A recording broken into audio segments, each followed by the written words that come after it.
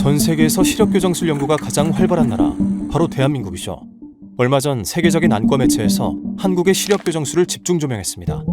라섹 수술의 회복 기간을 획기적으로 단축시켰기 때문인데 다른 나라들보다 10년 이상 앞선 것으로 평가받고 있습니다.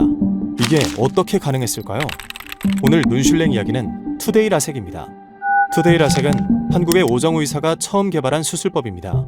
안구 손상을 40%나 줄여 상처 회복 기간을 5일에서 2일로 단축시켜 주목받았죠.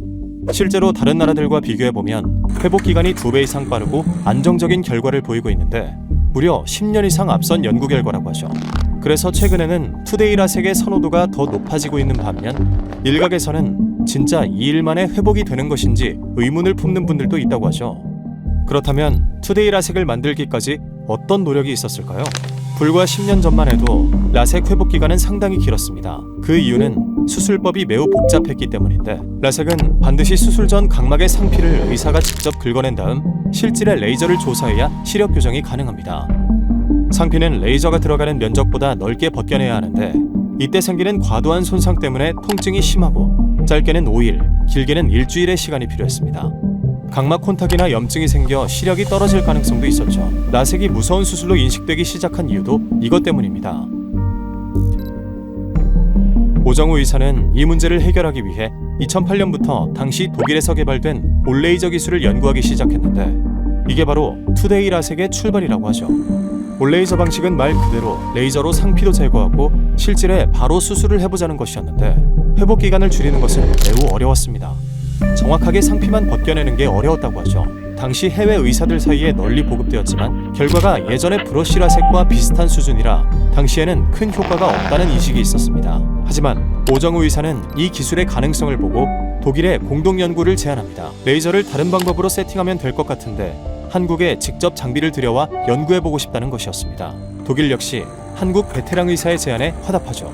그래서 2008년 아마리스 레이저를 들여와 연구팀을 꾸리게 됩니다. 독일 엔지니어들과 함께 레이저를 분석하고 정확성을 높이는 데 집중합니다. 당시 무려 3년 동안 연구와 임상을 진행했는데 가장 단순한 수술이 최상의 결과를 만들어낸다는 신념으로 연구했다고 하죠.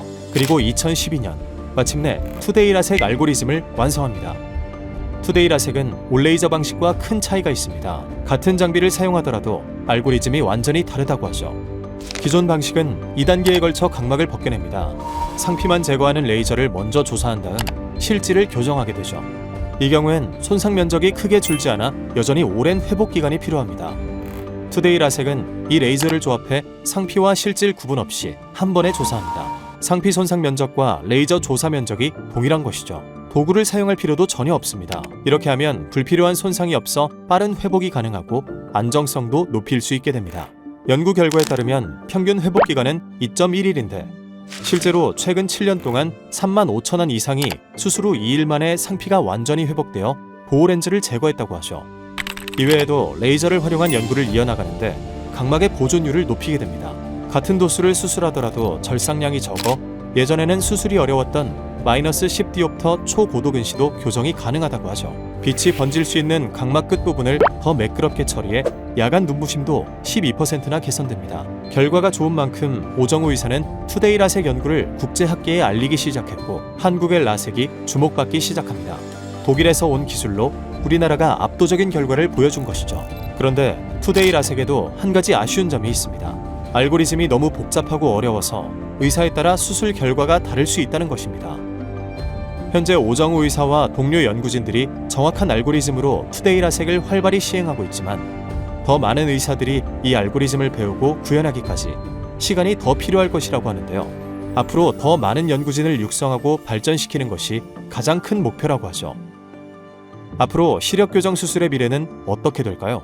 새로운 의학 기술이 성공적으로 자리 잡기까지 의사들의 거침없는 도전을 기억해 주시길 바라면서 오정우 의사의 소회를 끝으로 마치겠습니다. 10여 년 전 처음 투데이 라섹을 발표했을 때 안과 의사를 비롯한 모든 사람들이 결과를 믿지 않았다. 하지만 지금은 많은 분들이 투데이 라섹을 받고 행복하게 인생을 즐기고 계시며 많은 안과 의사분들이 이제는 저의 생각에 공감하고 있다.